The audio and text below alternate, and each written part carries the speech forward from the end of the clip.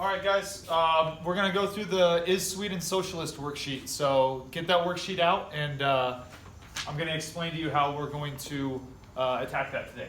So I want us to really focus on our reading comprehension today. And as we're reading through the Is Sweden Socialist experiment, we're really trying to take note of the key points and things that we want to write down and keep track of.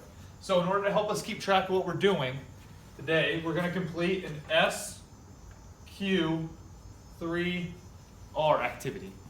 We've done this once before, but I'll give you guys a refresher just in case we kind of forget what the acronym is supposed to be explaining. So first I'll explain what each letter of the acronym means. Okay, the S stands for survey.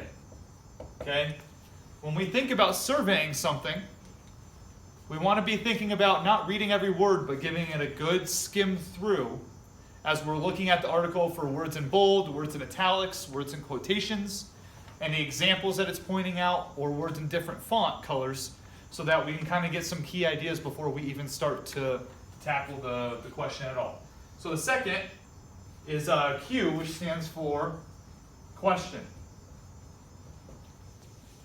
I always think of the good old-fashioned, the 5 W's of storytelling when we get to the Q for question. So does anyone know any of the 5 W's when I refer to that? Aaron. Who, what, where, and why. Yep. Who, what, when, where, and why. So I'll write those over here. Who, what, when, where, and why. Okay?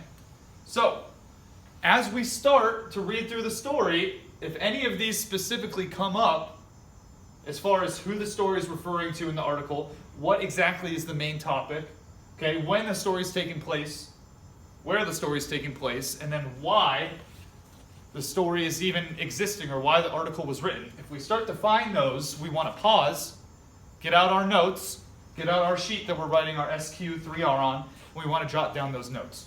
Okay? So, then we have 3 R's. The first R is for read. Okay? We want to take the entire text now. Now that we've been looking for specific things, we want to go through and read everything.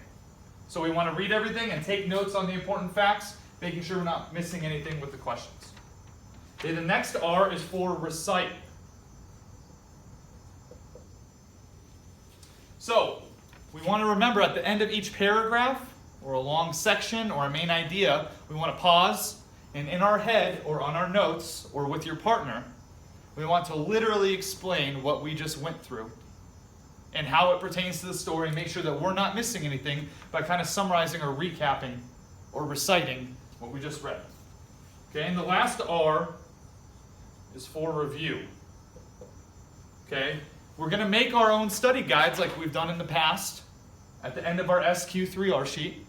And on those study guides, we're going to literally create questions that would help somebody else to review the information that we just went over.